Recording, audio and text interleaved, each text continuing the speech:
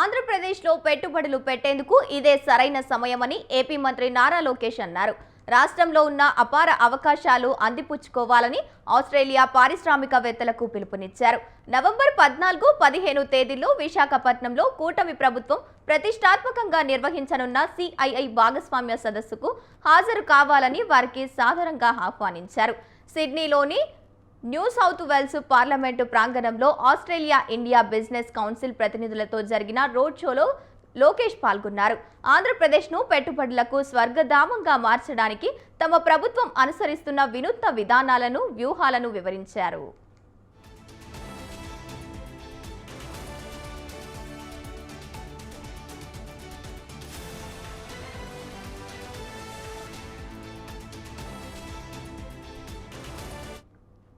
ఆంధ్రప్రదేశ్లో ఎందుకు పెట్టుబడులు పెట్టాలో చెప్పడానికి తమ వద్ద 3 బలమైన కారణాలు ఉన్నాయని లోకేష్ స్పష్టం చేశారు. మొదటిది, తమ రాష్ట్రంలో అనుభవం, దార్శనికత కలిగే సామర్థ్యం, నాయకత్వం ఉందన్నారు. ఇక ముఖ్యమంత్రి చంద్రబాబు నాయకత్వంలో అందరూ అడుగులు ముందుకు వేస్తున్నారని చెప్పుకొచ్చారు. ఇక 4వ సారి ఈ పదవిని చేపట్టారని చెప్పారు. ఆయన 75 ఏళ్ల వయసులో కూడా యువకుడిలా పనిచేసే ఉత్సాహవంతులని, ఈసారి ఎన్నికైన ఎమ్మెల్యేలలో 50% మంది యువకులే ఉన్నారన్నారు. తమ మంత్రివర్గంలో 25 మందిలో 17 మంది కొత్తవారేనని, తామంతా రాష్ట్రాన్ని పునర్నిర్మించాలనే కసితో, పట్టుదలతో పనిచేస్తున్నామని చెప్పారు.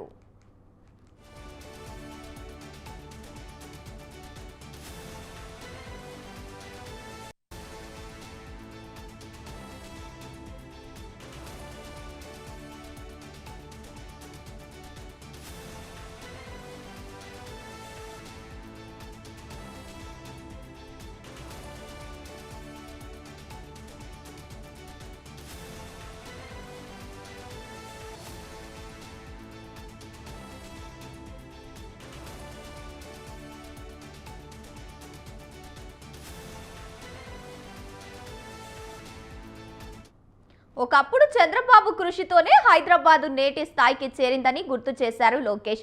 ఇప్పుడు విభజిత ఆంధ్రప్రదేశ్ను అభివృద్ధి పథంలో నడిపించేందుకు ప్రజలు తమ గొప్ప అవకాశం ఇచ్చారని స్పష్టం చేశారు. తన పర్యటనలో ఎక్కువ సమయం కేటాయించి పలు అంశాలపై అవగాహన కల్పించిన ఆస్ట్రేలియా స్కిల్ అండ్ ట్రైనింగ్ మంత్రి ఆండ్రూకి ప్రత్యేక కృతజ్ఞతలు తెలిపారు.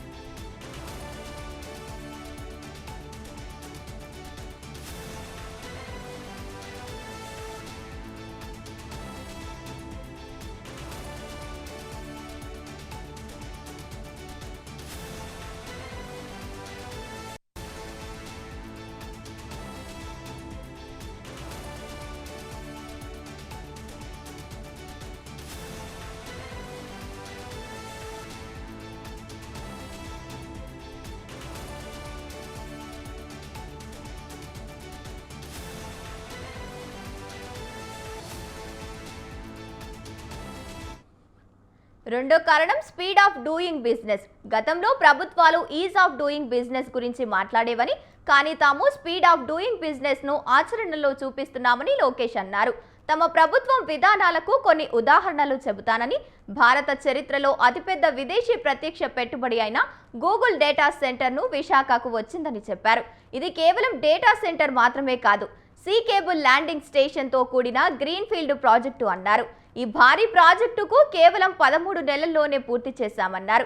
ఇది గూగుల్తో చేసుకున్న ఒప్పందం కంటే కేవలం 1 నెల మాత్రమే ఎక్కువని, తమతో కలిసి పనిచేయాలని నిర్ణయించుకున్న తర్వాత అది ప్రాజెక్టు కాదు, తమ ప్రాజెక్టు అని వివరించారు.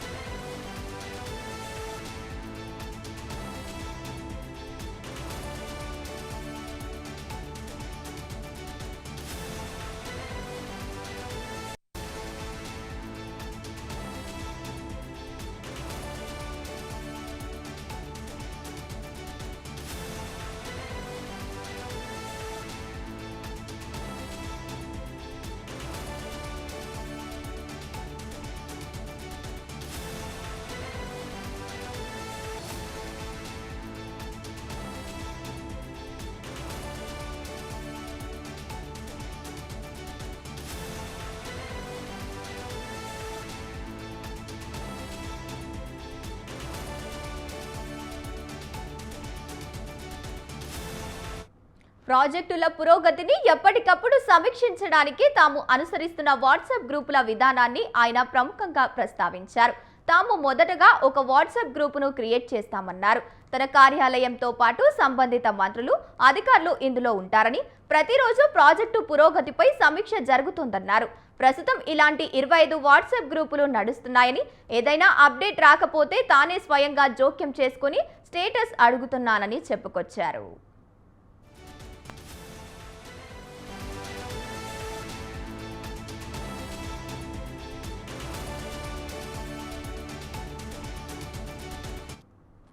తన స్పీడ్ ఆఫ్ డూయింగ్ బిజినెస్ విధానం వల్లే గత 16 నెలల్లో రాష్ట్రానికి 10 లక్షల కోట్ల పెట్టుబడులు తరలివచ్చాయని చెప్పారు. కొన్ని సందర్భాల్లో కేవలం 3 రోజుల్లోనే ఎస్ఐసిపి, ఎస్ఐపిబి కేబినెట్ ఆమోదాలు పూర్తి చేసి క్లియరెన్స్ను ఇచ్చామని లోకేష్ అన్నారు. విశాఖలో ఆర్లెట్ మీటర్ నిర్మాణిస్తున్న దేశాల్లో అతిపెద్ద స్టీల్ ప్లాంట్ ప్రాజెక్టును 15 నెలల్లో పూర్తి చేయడం తమ వేగానికి మరో నిదర్శనమని ఆయన పేర్కొన్నారు.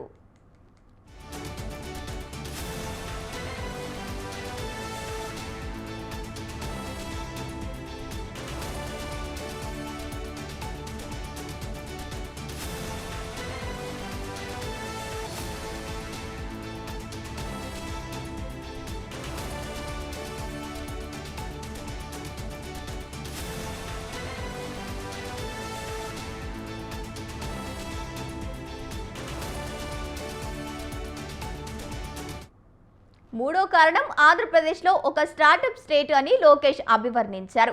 పెట్టుబడుల కోసం తాము ఆకలితో ఉన్నామన్నారు. పనులను వేగంగా పూర్తి చేయాలనే తపన తమకుందే. తమది జాతీయ దృక్పథం కలిగిన ప్రాంతీయ పార్టీ అని అన్నారు. రాష్ట్రాల మధ్య పెట్టుబడుల కోసం ఆరోగ్యవంత పోటీ ఉంటేనే భారత్ గెలుస్తోందని చెప్పారు. ఇది న్యూ ఇండియా. ప్రధాని మోదీ నాయకత్వంలో దేశం $30 బిలియన్ ఆర్థిక వ్యవస్థగా ఎదిగే లక్ష్యంతో ముందుకు సాగుతోందన్నారు. ఈ ప్రయాణంలోనే ఆంధ్రప్రదేశ్ $2.4 ట్రిలియన్ ఆర్థిక వ్యవస్థగా తన వంతు పాత్ర పోషిస్తోందని ఆయన ధీమా వ్యక్తం చేశారు. కేంద్ర ప్రభుత్వం తెచ్చిన కార్మిక సంస్కరణల్లో 9ంటికి గాను 8ంటికి కేవలం 15 రోజుల్లోనే పూర్తి చేశామని, సంస్కరణల ద్వారానే బ్యూరోక్రటిక్ అడ్డుకలను తొలగించామని చంద్రబాబు బలంగా నమ్ముతారని లోకేష్ స్పష్టం చేశారు.